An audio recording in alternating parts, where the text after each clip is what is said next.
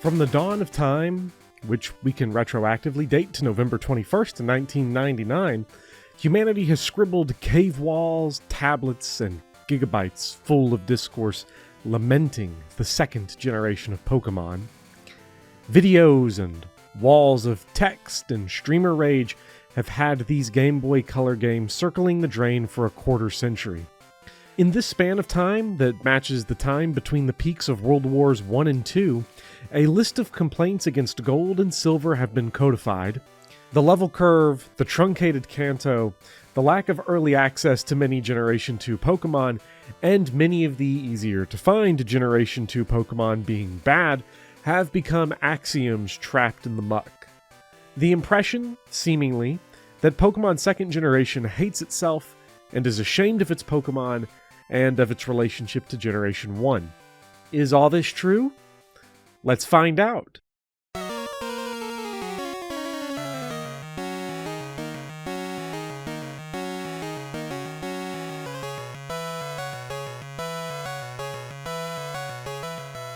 For years, the most common complaint that I've personally heard about Gold and Silver is the lack of Generation 2 Pokémon available in the main game. These are games that, so the legends say, feature mostly retread Pokémon from Generation 1. These 1999 sequels to the highest-selling Pokémon game of all time expanded the iconic roster of 151 to the less iconic 251 roster.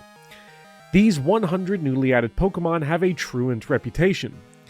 Many were scrapped from Pokémon Gen 1, supposedly, many are absent from the main game of Gen 2, purportedly, and many would need to appear in the spin-off title Pokémon Colosseum to be catchable in Gen 3, definitely.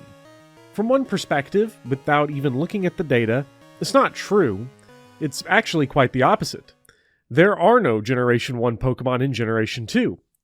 One of the major changes that happened between Generations 1 and 2 is that the special stat has been unrolled into distinct offensive and defensive stats and then rebalanced.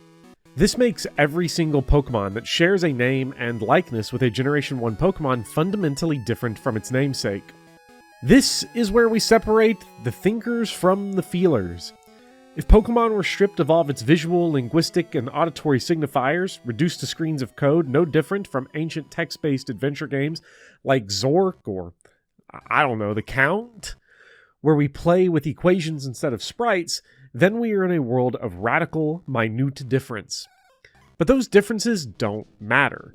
Pokémon has these signifiers of sprites and names and the super effective explosion sound. You could give Faulkner's Pidgeotto 400 speed and 5 attack. Give it negative 50 attack. What matters is that we see it. We see Pidgeotto. We see its name in Pokemon GB font, and we know we've been here before.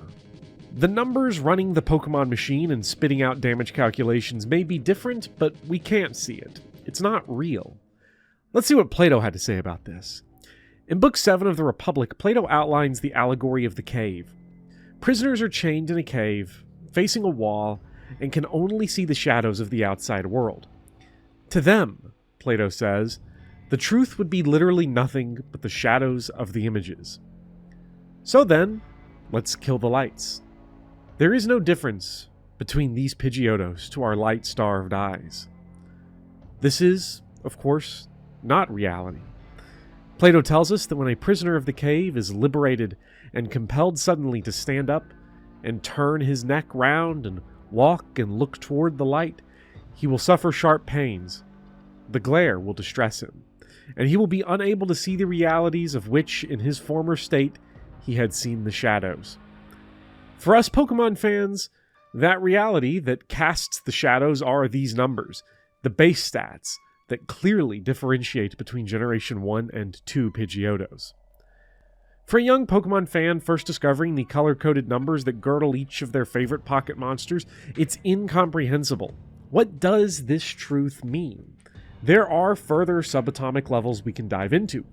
We can go into EVs, IVs, we can go into the code itself. We can discover the very writing that makes a Pidgeotto in red and blue, and what makes a Pidgeotto in gold and silver. Are these the same Pokemon? Aristotle fanboys will say no. Empirically, these two Pidgeotos are distinct species. For the lovers of Platonic forms, these are the same. The variations in their engines do not take away the fundamental essence of a Pidgeotto. Blue's Pidgeotto and Faulkner's Pidgeotto cast the same shadow because that is their form. To suggest otherwise, to say that there are no Generation 1 Pokemon in Gold and Silver, would be an act of pedantry so big-brained and unappealing as to be worthless for anything other than philosophy fueling the hot take culture of YouTube. It would, however, be within the bounds of polite reason to say that no Generation 1 Pokemon that have immigrated to Generation 2 are exactly as they were. They've all matured into more nuanced base stats and movesets. They're all experientially different. Using an Onix in one game is different from using an Onix in the other, and that's before the other details that separate Kanto and Jodo from one another are understood. So then, if these experiences are different, why do people criticize Gold and Silver for having too many Generation 1 Pokemon and not enough Generation 2 Pokemon? All Pokemon, and perhaps all video games, and perhaps all experiences converge on novelty. When I played with my dinosaur toys as a small ignorant child, I didn't have a set of 20 T-Rexes. You have a T-Rex, Velociraptor, an Apatosaurus, and a Triceratops, Spinosaurus if you grew up after Jurassic Park 3, because even if Dilophosaurus is your favorite dinosaur, to play with 20 Dilophosauruses is no fun at all. Blue is my favorite color because of all the other colors. I would never think of running a Gold and Silver team of 6 Shuckles. Using one of them is hard enough. I do it for love, but forget 6, and so much of it is the same with the wider roster. Novelty isn't by itself all that matters, and certainly the value of novelty will vary from person to person, but for a game series targeted at 8-year-olds about collecting your favorite creatures and making it work from there, novelty matters. Let's check the novelty of Gold and Silver. Do these games massively favor Generation 1 Pokemon and lock the new Pokemon to the postgame? Let's take a look. This graph looks specifically at Pokemon Silver. Along the x-axis is every evolution line in the game, sorted by when they first appear as a catchable wild Pokemon, gift Pokemon, or trade Pokemon. There is some discretion as to the order because Gen 2 does feature some branching paths. In the case of routes like, say, 38 and 42, which become available at the same time, I defaulted to the game's intended gym order, so the left branch out of Ecruteak City is listed before the right branch out of Ecruteak City. As well, evolutionary lines are only listed once, so, for example, once a level 10 Krabby becomes available, that counts as both Krabby and Kingler. Along the same lines, only one starter is considered since they're mutually exclusive without trading or hacking, you filthy cheaters. I put Cyndaquil here, even though I picked Chikorita in my run, because I'm a hater who doesn't acknowledge Totodile. Let's parse this mess of numbers, because there are a lot. In addition to all the Pokemon, the y-axis indicates the highest level each Pokemon is catchable at when they first appear. For example, Aipom is the 33rd Pokemon to become catchable and can be caught at level 10. This graph covers the whole game, including the postgame where the player leaves their homeland of Jodo for the mysterious lands of urban-developed Kanto. For now, let's zoom in on the base game, from the moment the player gets their starter Pokemon to the moment they enter the Elite Four. Our question is simple. How much of this new Gen 2 Pokédex is available during the main game? Pokemon Gold and Silver introduced 100 new Pokemon, with a total of 52 new evolutionary lines. These 52 evolutionary lines represent 83 of the 100 new Pokemon. The other 17 new Pokemon are evolutions added to lines that originated in Red and Blue. This makes classifications of Gen 2 Pokemon a little annoying, because some of the new Pokemon are babies like Pichu, Smoochum, and Igglybuff that act as a new Stage 1 evolution for Gen 1 Pokemon. Others are new end-stage evolutions, such as Scizor, Blissey, and Politoed. The way I decided to break this down is simple. New end-stage evolutions like Espeon, Kingdra, and Porygon 2 count for Gen 2, while the new babies do not. With nearly 1 out of every 5 Pokemon being additions to Gen 1 lines, I think it's only fair to give Gen 2 some of these. In addition to the 52 original evolutionary lines, Gold and Silver adds new end-stage evolutions to Zubat, Eevee, Slowbro, Onix, Oddish, Poliwag, Scyther, Horsea, Porygon, and Chansey, bringing our number up to 62 Gen 2 evolution lines. Because these starters are all mutually exclusive, we'll drop the number of evolutionary lines from 62 to 60, and because Celebi is an event-exclusive Pokemon, we'll drop it again to 59. So, how many of those 59 evolutionary lines are available in the main game? In the main game, there are a total of 89 evolutionary lines available before the Elite Four. Of those, 46 are either Gen 2 exclusive or have Gen 2 final stage evolutions. In total, 78% of Gen 2's original or modified evolutionary lines are obtainable in the main game of Silver. Of the remaining 13, 4 are version exclusives to Gold, and 9 are locked to the postgame. It also means that 52% of the available Pokemon in the Pokemon Silver main game are Gen 2 Pokemon. Gen 2 has a reputation of underrepresenting its roster, but on its surface, it appears to bias its own original Pokemon.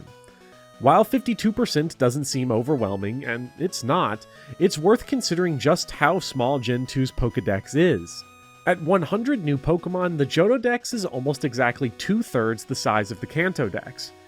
If we throw out the Kanto Pokemon that aren't available in any form whatsoever in Gen 2 without trading, the Kanto starters, Omanite, Kabuto, the legendary birds, Mew and Mewtwo, and Celebi, the 99 non-mythical Johto Pokemon represent 43% of the Pokemon available across Gold and Silver.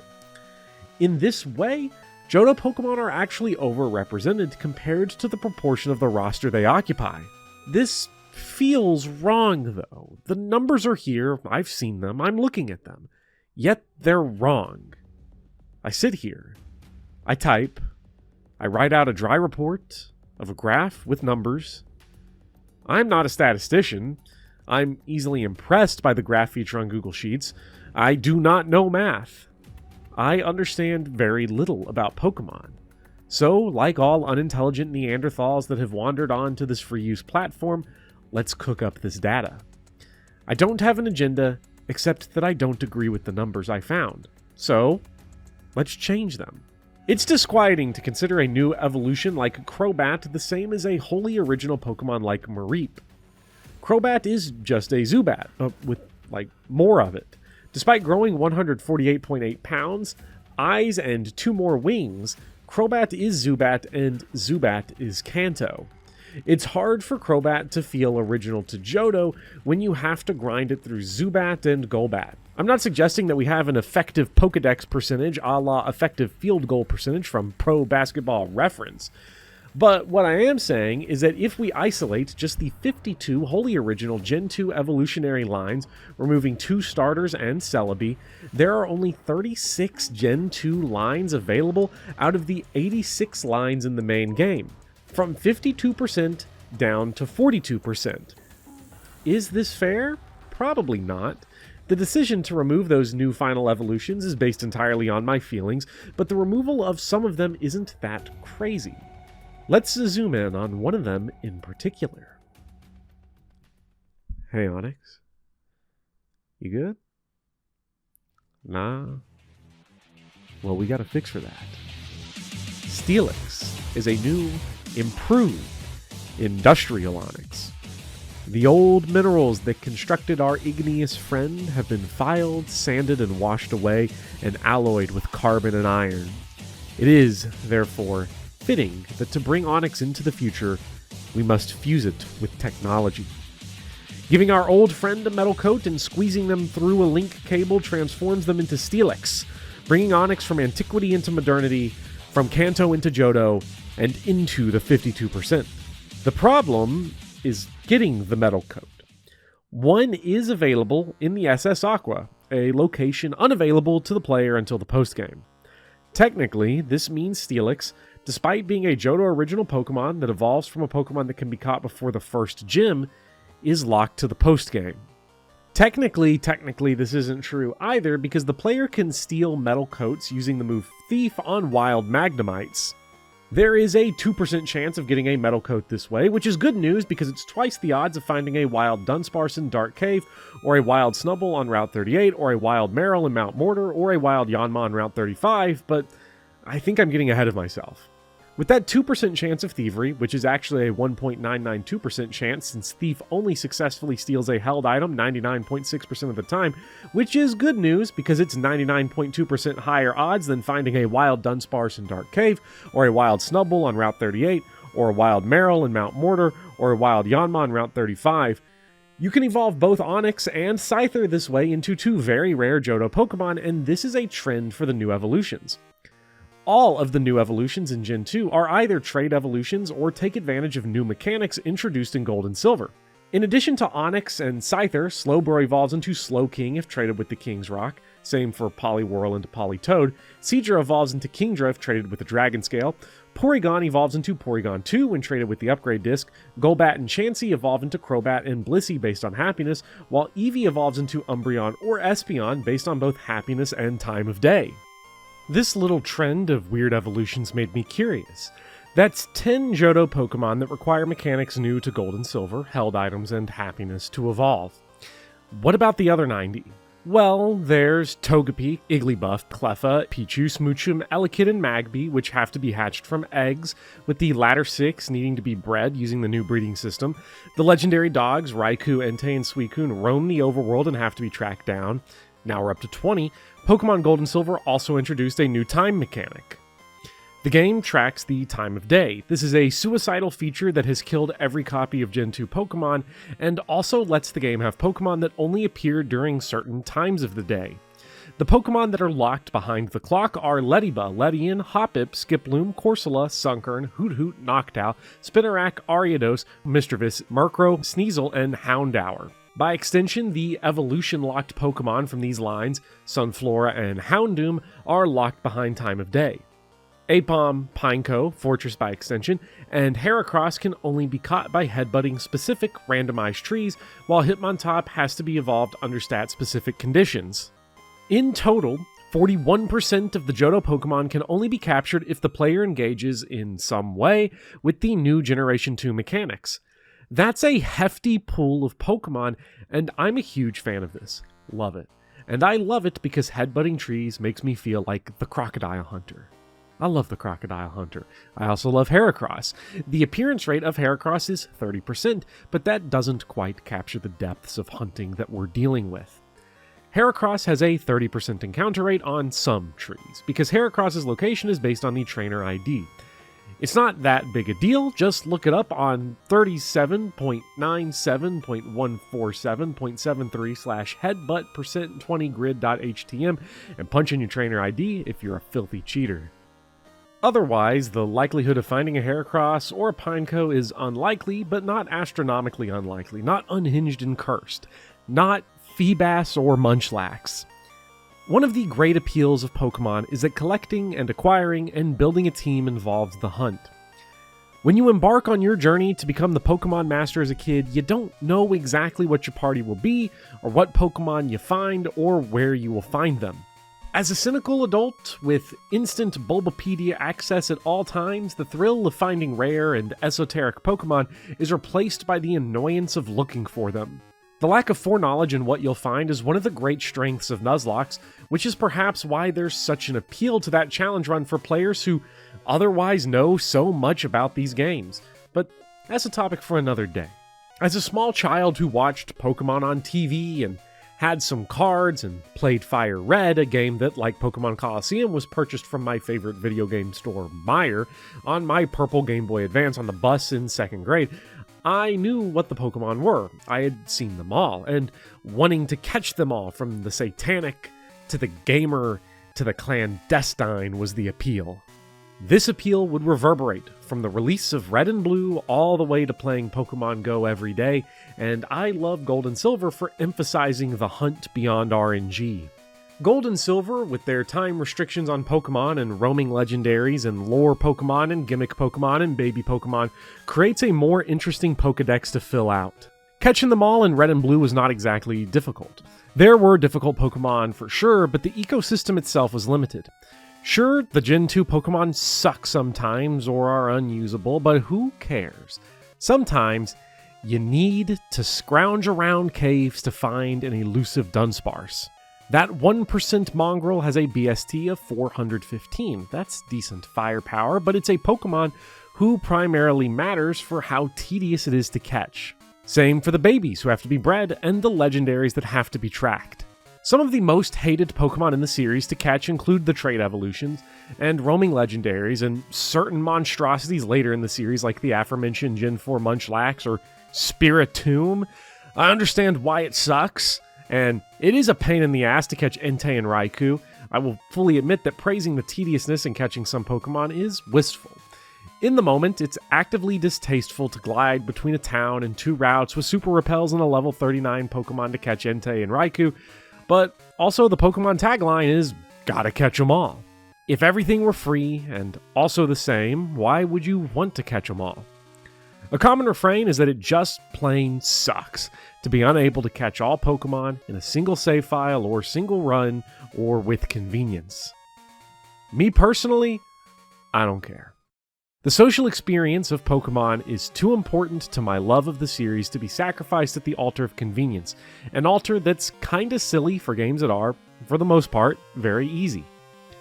Raikou being hard to get, especially for a kid, made it much cooler, and sometimes it isn't enough to have a Pokemon. Sometimes it's much better to want to have a Pokemon. But we're kinda losing the plot right now.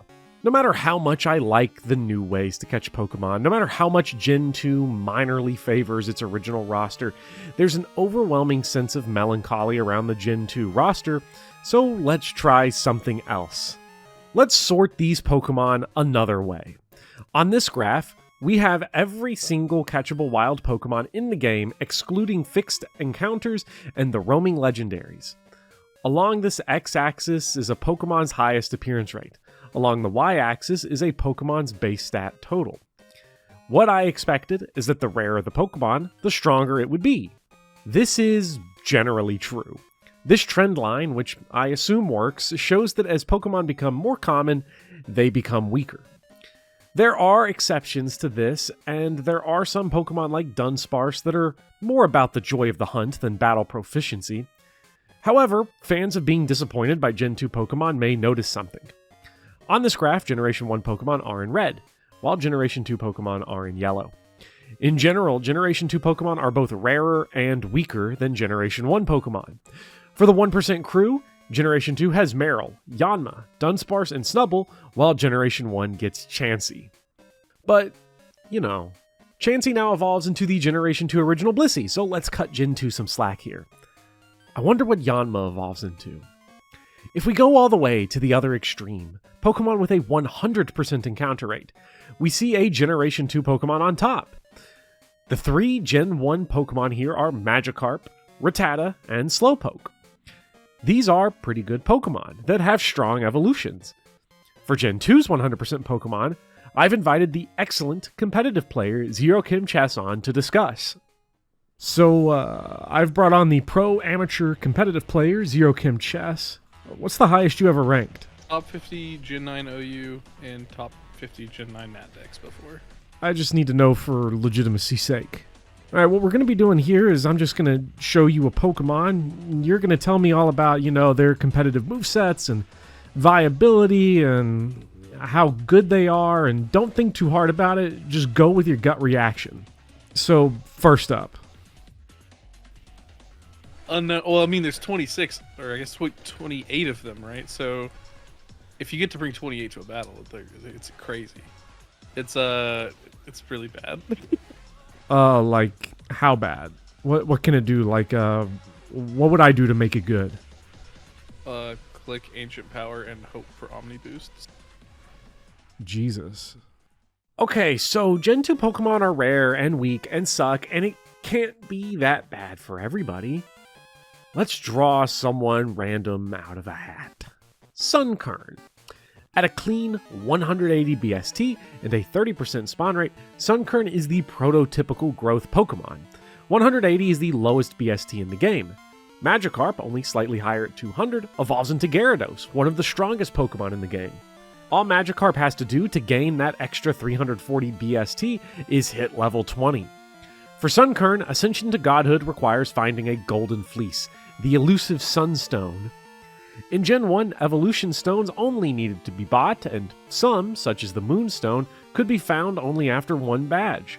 To get our hands on that Sunstone, we need to come in first place in the bug catching contest, an in-game event system with an unexplained, unintuitive scoring system that can only be done a single time on Tuesday, Thursday, and Saturday.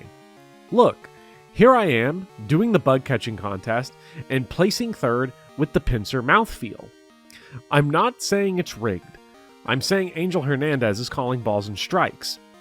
But if we were to win, that shiny new Sunstone could turn Sunkern, a member of the defensively brilliant, offensively in-demand grass type, into Sunflora, a 425 base stat total behemoth. I bet he's using steroids. If Sunflora were catchable in the wild, it would rank as the 49th strongest catchable wild Pokemon, giving it a rarity score of not fucking worth it. This sort of thing is all over Gold and Silver. Many of the Gen 2 Pokemon are perfectly workable. Many are outright good. Many aren't worth the trouble. What makes many Pokemon worth the trouble is the cool factor. As we saw in the Onyx video, a Pokemon being perceived as cool, often by being the ace Pokemon of a major boss, makes up for basically any and all shortcomings. This reveals one of the other foundational issues many people have with these games. A common complaint about Pokemon Gold and Silver that I did not mention earlier is that the gym leaders don't use Generation 2 Pokemon. Since very few Generation 2 Pokemon are locked to the post-game, I just had to check the numbers on the Johto gym leaders. After all, the most notorious gym Pokemon in Gold and Silver is Miltank. And wouldn't you know it, Whitney's Miltank is the very first Gen 2 Pokemon that a gym leader uses. Here are all 8 Johto gym leaders and their Pokemon. In total, that's 23 Pokemon, and 3 of them are Gen 2 originals. Whitney's Miltank, Jasmine's Steelix, Price's Piloswine, and Claire's Kingdra. 17% of all Johto gym leader Pokemon are Gen 2 Pokemon.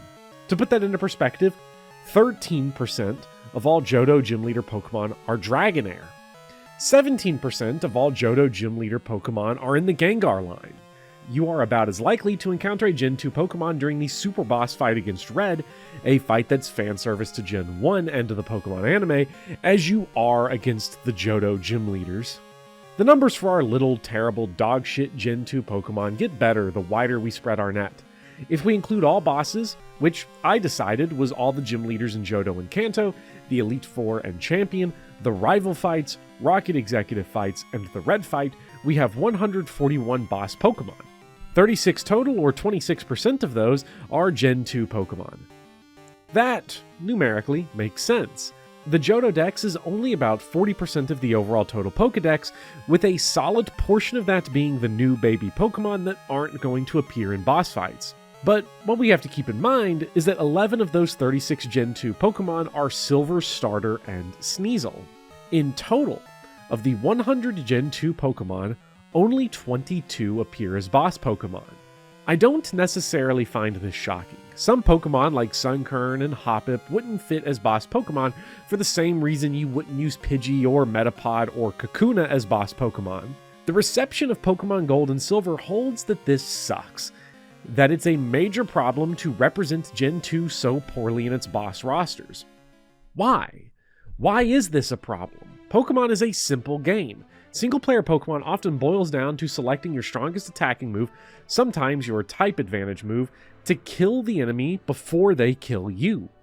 While that's reductive and could describe most violent video games, Pokemon is generally that simple, with most other move options like stat changing and status effects taking on more niche roles in single-player Pokemon. It is, after all, an RPG for children. Fun for the whole family. Swapping out Faulkner's Pidgeotto for a Noctowl or one of Morty's Haunters for Mischievous changes what? It changes a coat of paint. The way you play against a Mischievous and Noctowl in Gen 2 casual single player is the same as a Pidgeotto and Haunter. You select the attack move and you kill them, likely the same move from the same Pokemon. An Aristotelian approach to Pokemon would say it doesn't matter, that neither the Pidgeotto nor the Noctowl have any effect on the game. But Pokemon isn't an empirical system analyzed for all its numbers under the hood. Pokemon is, regretfully, art, so the PNGs that we blast with Meganium Razor Leaves and Quagsirian Digs matter. Gym leaders are arbitrary, foolishly themed by type. On one hand, this makes them incredibly easy. Watch as my Golbat, Victor, kills Chuck with 3 wing attacks and no resistance. On the other hand, theming provides an opportunity to showcase new Pokemon, to infect the player's brain with the new creatures that roam the new lands of a new game. With the numbers under the hood being negligibly different and the gameplay approach being the same, the novelty of seeing Noctowl is worth more than a Pidgeotto.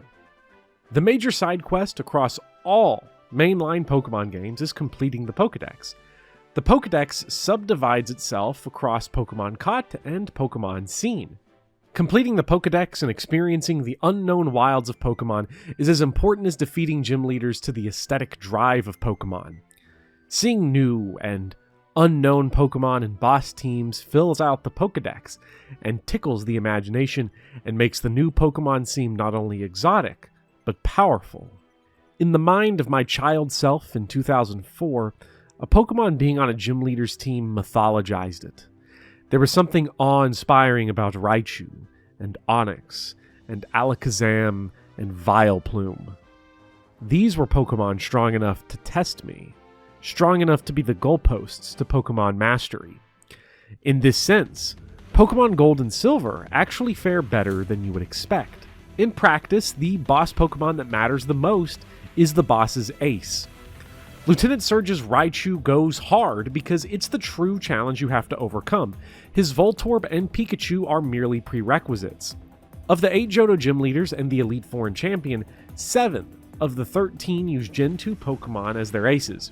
The aforementioned 4 Gen 2 gym Pokemon, Miltank, Steelix, Piloswine, and Kingdra, are all the aces of their gyms. In addition to them, Wilzatu, Koga's Crobat, and Karen's Houndoom are all their respective aces. Over half of the game's major fights use Gen 2 Pokemon as their aces, and that's pretty cool. But is that normal? Excluding Gen 1, where every Pokemon was original, let's take a look at another generation. In this case, Ruby and Sapphire. Of the 13 Gym, Elite Four, and Champion fights, 12 use Generation 3 Pokemon as their aces, and a whoopering 80% of the total Pokemon in those fights are Gen 3. Watson, what happened, my guy? What are you doing? Anyways, after Gen 2, it became standard practice to make ace Pokemon native to the new generation. But the phrase after Gen 2 is important. Like with Red and Blue, there was very little standardized in Generation 2. In 1999, it was more standardized for a Pokemon game to include a condensed version of a previous region than to make aces out of the new Pokemon species. The true terror, the abomination of this video so far is that I haven't played a single frame of Pokemon Gold and Silver since I was 11. September 8th, 2008 was when I first started playing Pokemon Silver, and once my save file vanished with the sweet, sweet lithium anode that powered its day-night cycle sometime around Mount Silver, before I had a chance at challenging Red, I put the game away, only taking it out to see if, one day, in vain, the little dead battery inside had just a little bit more to give. One final push to see the cartridge it's called home for a quarter century completed so that it can finally be laid to rest. Sadly, there's still nothing there. Maybe someday he will return to us. For now, we must turn our eyes elsewhere, to the Nintendo Switch Online, to the Nintendo PC, so I can return my feet to the warm sands of New Barktown. All the numbers we crunched, the BSTs, the spawn rates, the catching order, it was based on Pokemon Silver, that game I played so long ago. So, in the spirit of throwing away all the work we put in, let's play the very different, very similar, very different Pokemon Crystal. At the start of the game, I pick up a Chikorita. I've never used a Chikorita before. Not when I played Silver as a kid, and not when I played Soul Silver as a slightly older kid, and not when I played Coliseum as an unemployed adult. Many people say that Chikorita sucks. Something about poor type matchups against the Johto gym leaders. Is that true? Let's find out. But first things first. Let's catch a Bellsprout. You can find one very quickly. And while I don't see the use, many people in stream chat were saying it goes hard and I should catch it. So I caught it. And where are we going? What's going on here? Someone help, I don't know what's happening. Where's this Bellsprout taking me? We're 10 minutes into the game, and how are we back here already? Right from the beginning, the game gives you many options, including the 1% Dunsparce. But the one that feels the most right is to trade a Bellsprout for an Onix in Violet City. Because, you know, I talked a lot of shit about Onix in the past. I used the poor guy as clickbait. Let's see him redeem himself and condemn me. In Major League Baseball, there's a stat called wins above replacement, or WAR for short. The basic idea is that this number consolidates all the positive and negative contributions of a player into a single number to roughly represent how many more wins that player contributed than a hypothetical AAA replacement player that would have played in his place. Imagining such a stat for Pokemon is tantalizing, but WAR has been developed for years and will continue to develop further, and Pokemon, unlike professional baseball, is easy. But still, let's try a very unscientific method. I reached the Elite Four with a party of C-Money the Meganium, Can Opener the Heracross, Rocky the Steelix, at Speedy Hawk the Suicune, Victor the Crobat, and Fish the Lantern. During the vicious gauntlet of Gen 2 Victory Road, I swapped out Rocky for an egg gifted by the daycare couple. This second egg tutorial and first breeding tutorial has some variants. Unlike the first egg that always hatches into a Metronome Togepi, this egg is a goodie bag of shitty Pokemon. You can get any of the non-Togepi babies from it, and I wanted to know what baby I was going to add to my Pokedex, and I walked straight into the Elite Four with the egg, forgetting to get Rocky back out, and so now we get to the answer of the question we have all been waiting for. Does Onix contribute more in the Elite Four of Pokemon Gold and Silver and Crystal than an egg? I don't want to belabor the point or make an entire narrative out of the answer, because you all know the answer. The answer is of course fucking not. I beat the Elite Four, an Elite Four that I've not seen since I was 11, with an egg in the party and no Onix. This could be said of any Pokemon in the game. I beat the Elite Four with no Tyranitar, or Typhlosion, or Mewtwo, but with an egg. What stands out in this example, though, is that not only did I not have one of my mainstay party members from the entire game benched in Bill's PC, but I didn't even miss him. Is this mean? Yeah, but keep in mind that ground type attacks are really good in Pokemon. They destroy poison types, electric types, fire types, rock types, and the new steel type. Some of these, like steel and rock, are nice because they're generally bulky Pokemon, and poison type is nice because it's the secondary typing of many Pokemon, including some tough motherfuckers like Gengar. Onix gets stab ground, so he's dealing 1 damage times 1.5 damage times 2 damage if it's super effective, and 4 times damage if it's super effective. That's like 6 times base damage when he's up against something really strong like a Magnemite. But going into the Elite Four, Onix evolved into a Steelix, somehow only knew Mud Slap as his ground move, and that move had to be taught by TM. You could say, oh, well, why not give Steelix Dig or Earthquake? Both can be taught via TM, and all I can say to that is, what if I need them later? Who might need these moves later? Why, Steelix, of course. Consider this as we finally give Onix his day in the now super effective sun. Sabrina is the second gym leader I fought in Kanto. Watch with wonder as he digs to avoid future sight damage, and then also watch and wonder as a poisoned Mr. Mime survives long enough for the typeless future sight of a deceased Alakazam to kill Steelix on a turn that Sandstorm would have killed Mr. Mime. It's not that bad all the time for Onix. What's fun about getting a trade Pokemon before the first gym in the game is that you get the opportunity to work around one of Pokemon's oldest balancing tricks, traded Pokemon disobeying the player. With only 1 badge, Rocky will only obey the trainer if it's level 10 or below. Above that, it's anyone's guess. Who cares? Fuck it, we ball, and all that. The second gym leader, Bugsy, is notoriously easy because bug types in general are easy to destroy early in games.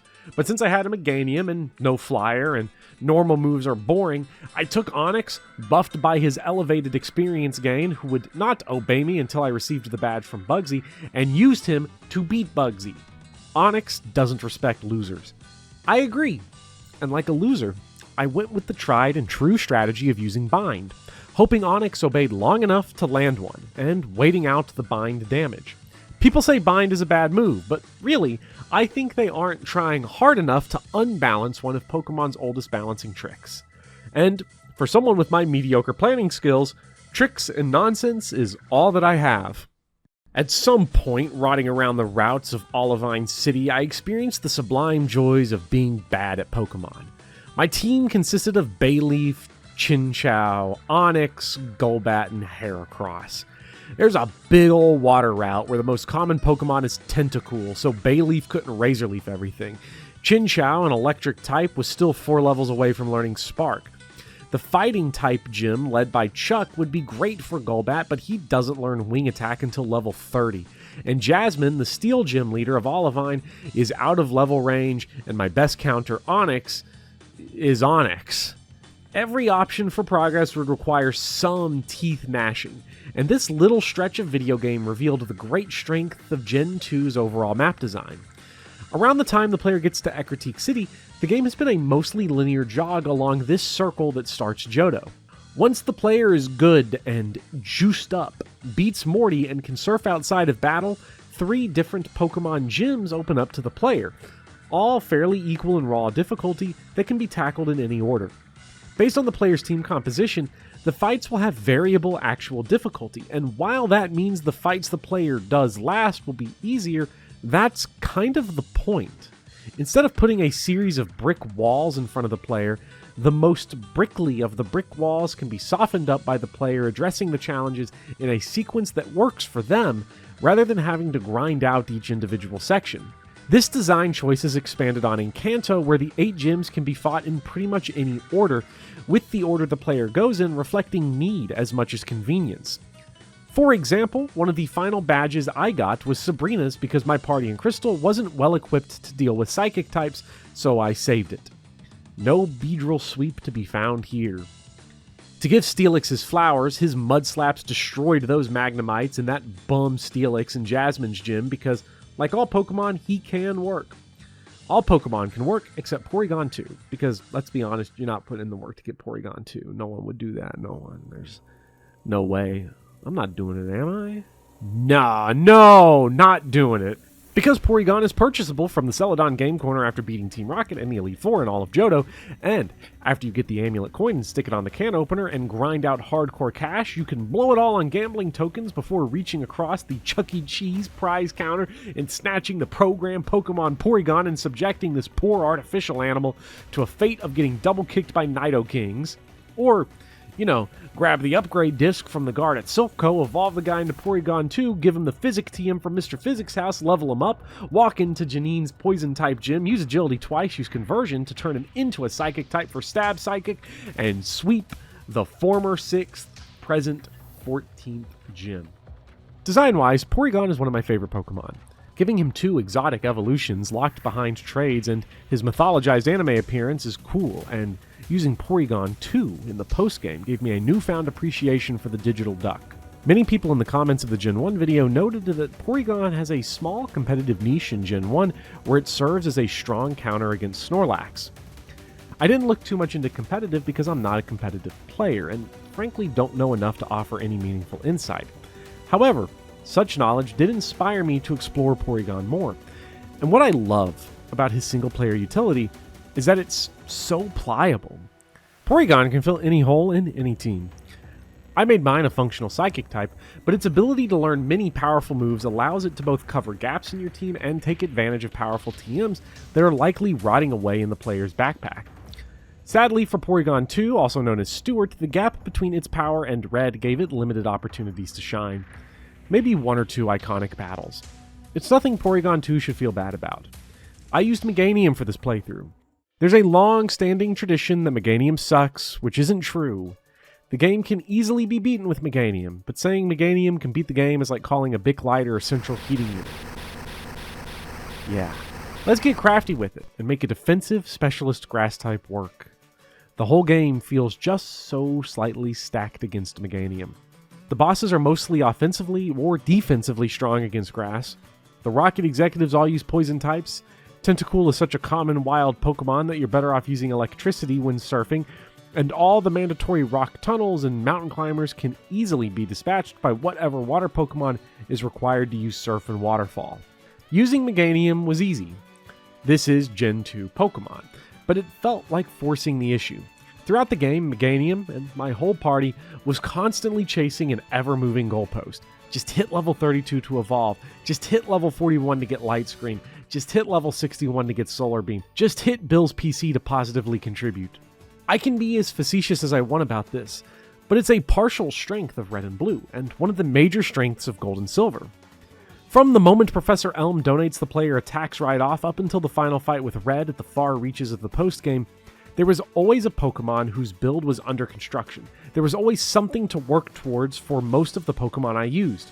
Early in the game, I needed Chinchou to hit level 25 to learn Spark, and then hit level 27 to evolve into Lantern, and at the end of the game, I saved up $80,000 to learn Thunderbolt from the Goldenrod Game Corner Saturday Scammer.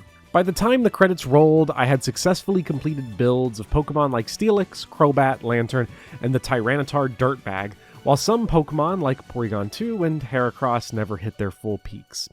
For some players, this is heinous behavior on the game's part. The game locks cool Pokemon like Skarmory, Porygon, Tyranitar, and Houndoom to the late and/or post-game. Many evolutions like Stones and Held items are locked to Kanto.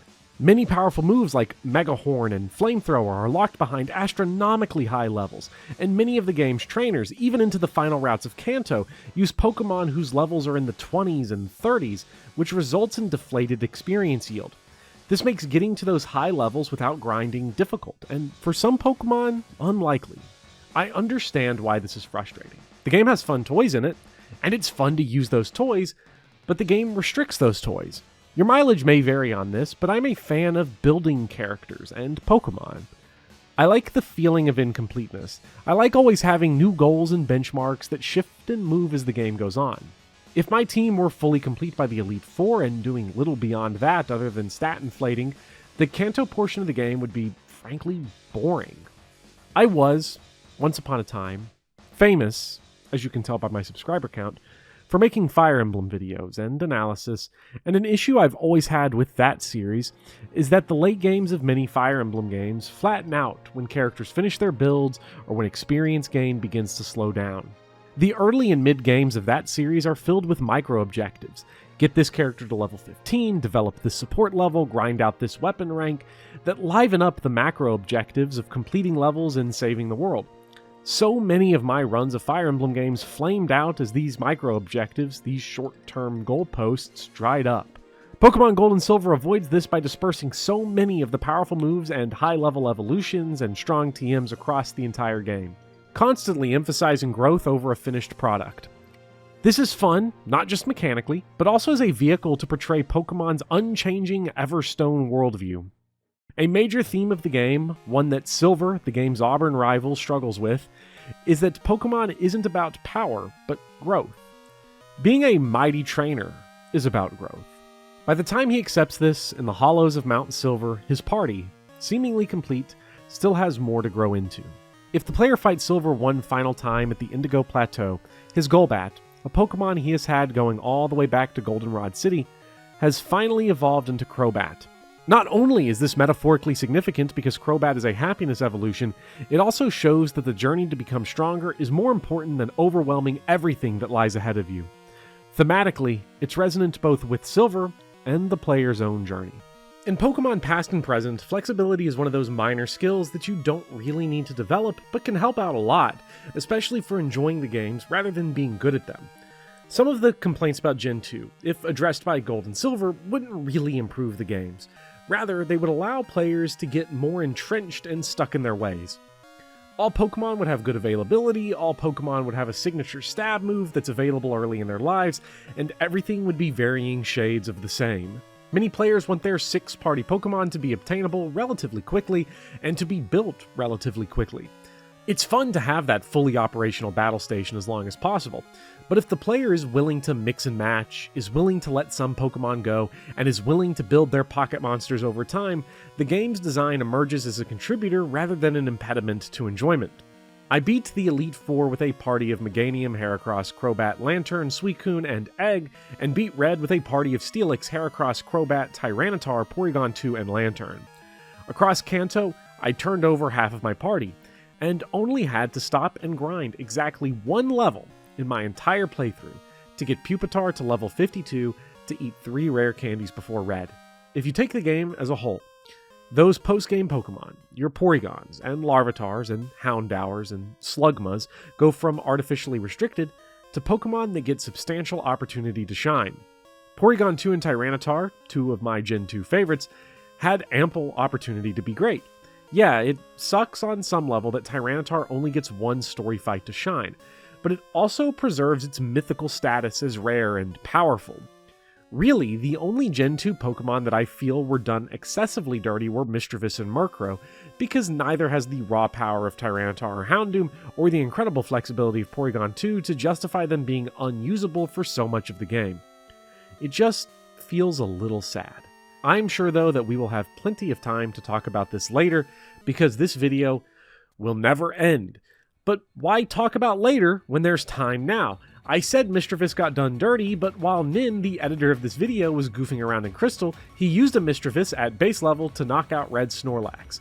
Hey look, that's Tyranitar's utility without having to put any work in at all. Yeah! Red himself, whether you call him the true final boss or a secret super boss or whatever you want to say, marks the end of the journey in Gen 2, and there's an infamy with Red because of the heinous levels that his Pokemon have. What makes him so intimidating is this combination of high levels that are, for the most part, only for show. I, a genuinely mediocre Pokemon player, beat him with exactly one level of grinding to get the game corner Larvitar into a Tyranitar. And his mixed team. Generally, in Pokemon, you have 2 types of boss fights, typed teams and mixed teams. Gym leaders and Elite Four members are usually typed, while rivals and champions are usually mixed. Typed teams usually ask players to have prepared counters to a specific problem. Chuck, for example, has 2 high-level fighting-type Pokemon, so the game is seeing if you have a strong counter to those Pokemon. For young players, that usually comes down to super effective options. Do you have a strong flying type or psychic type? It's never really that restrictive, and there are almost as many answers as there are Pokemon in the game, but in general, the challenge of a gym leader is having the 1 or 2 offensive and defensive counters to the gym. For mixed-type battles, the challenge is about flexibility, and having a holistic approach where each Pokemon can handle different problems, but need each other for victory. Mixed fights are often more difficult fights because it's harder to sweep through an entire team with 1 or 2 Pokemon. Bruno, for example, has a Hitmontop, Hitmonchan, Hitmonlee, and Machamp as 4 out of his 5 Pokemon, which means a Crobat can barrel over his whole crew basically uninterrupted. Well, what about his Onix, you might say? And Bite is now Dark-type, I say, but I didn't test it because that would be stupid when I have 2 Surf users. Is it bad design to have most fights in the game weak to one type?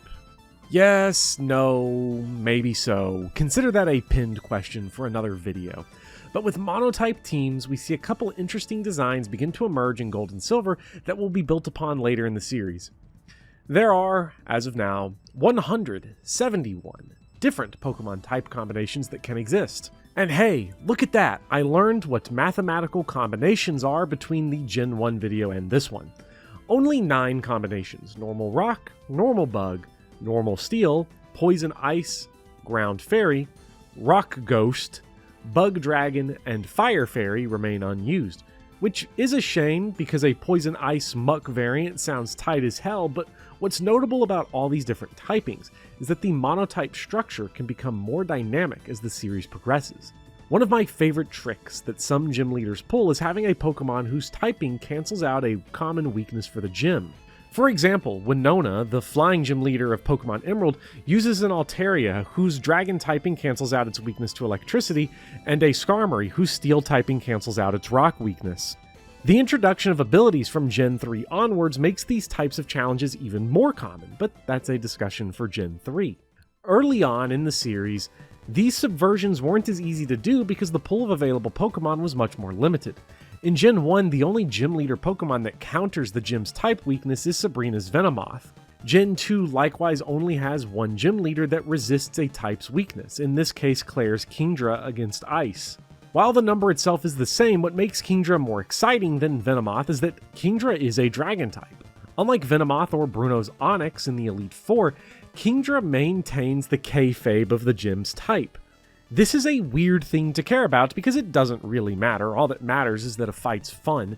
In my playthrough of Crystal, the fight against Karen, the Dark type Elite Four member, was much more fun than Chuck, the fighting gym leader. Even though Karen breaks her Dark type with Vileplume and Gengar, her fight is both long enough and varied enough to be a fun fight. The Monotype structure for gyms is a gimmick that's mostly fun for its own sake. There's nothing sacred about it, nor is there some secret genius to it. Yet, I love it. Like wrestlers, the gimmicks of these leaders have greater aesthetic importance than whatever gameplay ramifications they have. Look at the way the designs of Faulkner, Bugsy, Claire, and Lance reflect their chosen types. Sometimes it's pretty basic, like yeah, Faulkner's just some dude that walks around with a bird cage. Other times it can be a little more subtle, like how Claire's design reflects her dragons of the sea, while Lance's reflects his dragons of the sky. In these design choices, big and small, we see the limits of perfect optimized design. Theoretically, Pokémon would be a better designed series if its gym leaders and major bosses followed a gentle ramp-up of difficulty and complexity, taking advantage of varied teams of diverse Pokémon and typings, and slowly escalated the pressure on players to understand the nuance of utility moves, weather, stage traps, novel dual types, physical special typings, the split between defense and special defense, and on down the list of gently explained, rarely meaningful mechanics that underscore the super effective tapping that defines most of Pokemon's combat. Getting good at Pokemon, being able to take advantage of all these small features of the systems and the moves and the individual Pokemon is deeply satisfying. But this is a small part of the games, and limits our ability to appreciate what the Pokémon games do. If the procession of gyms in Gold and Silver were on a gentle upward curve of complexity, abandoning the monotype structure for diverse teams, the game would be strategically superior, activating more neurons in the brain of devilish gamers, but it would lose some of the character that defines Pokémon. Would Gold and Silver be better if the themed fights of Lance and Jasmine were replaced by strategically more demanding, aesthetically less distinct fights?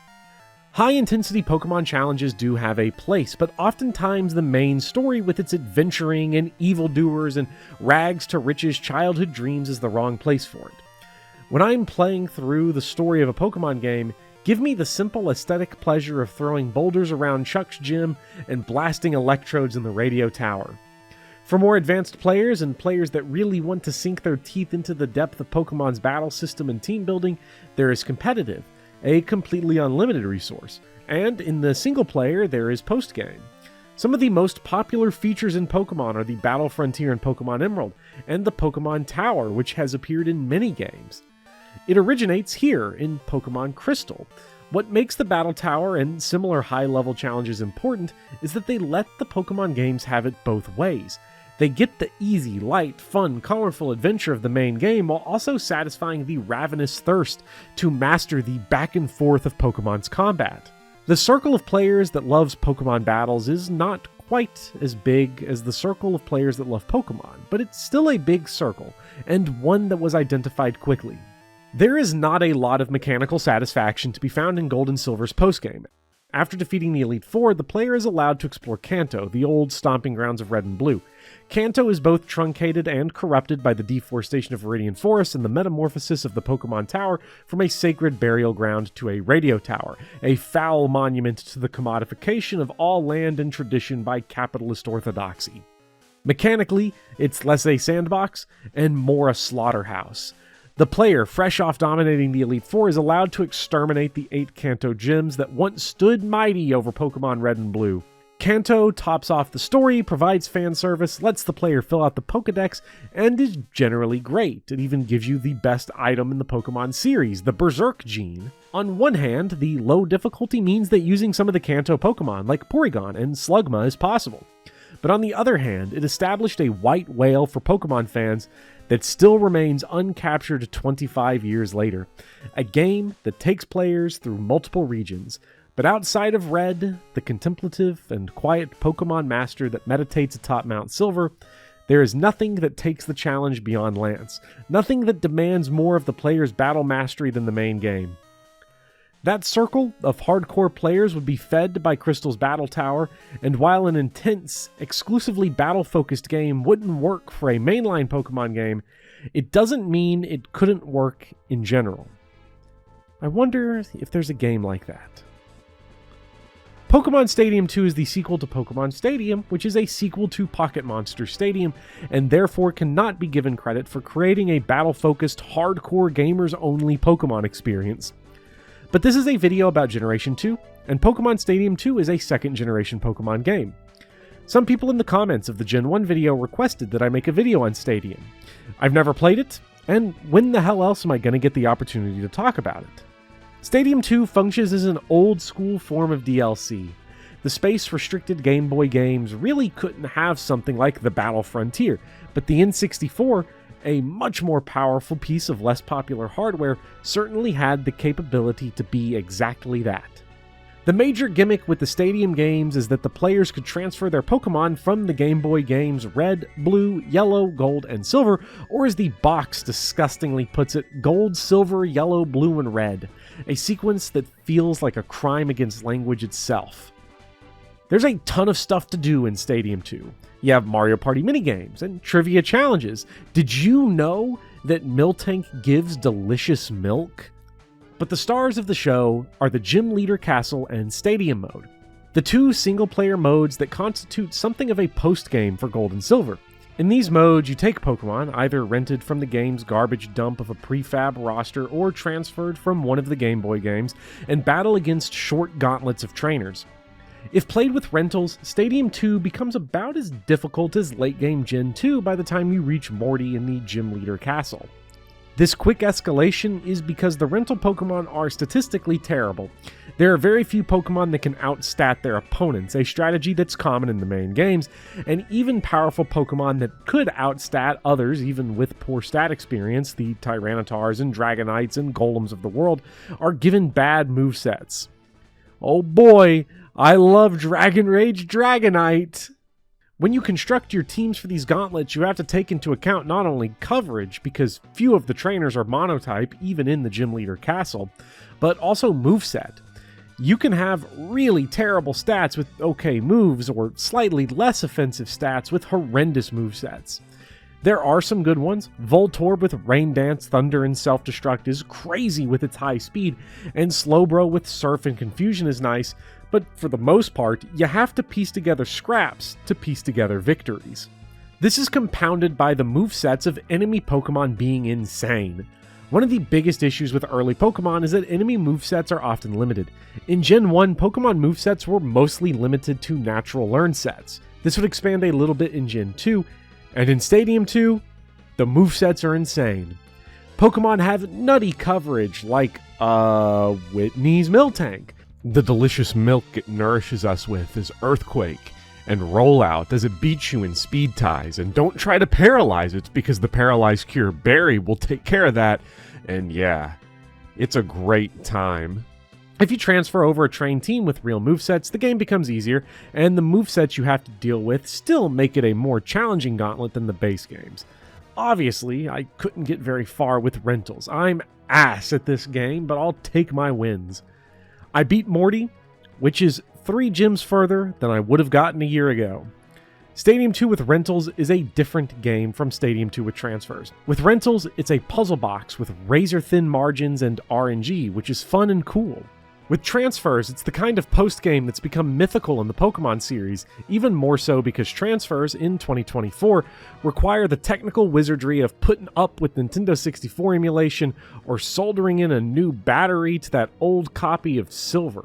I wasn't able to transfer over my beloved Fish and Dirtbag to Stadium 2 because I'd rather stare into the sun than look at N64 emulation any longer. So for me, the most enjoyable mode, other than the trivia quiz, is the Challenge Cup. In this mode, the game assigns the player 6 random Pokemon and places the player in an 8-round gauntlet that they have to win with their random team. If my love for Pokemon Coliseum and its dumpster roster wasn't enough of a giveaway, I adore games that make you problem solve with a restricted toolkit. The rentals in Gym Leader Castle are much the same, but the challenge is longer form.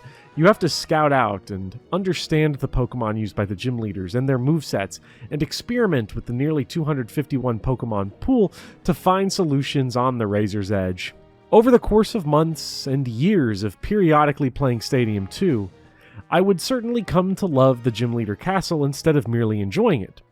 Because my time with Stadium 2 has been limited, I never played it as a kid, and only now picked it up in preparation for this video about Pokemon Gold and Silver, games I did play as a kid.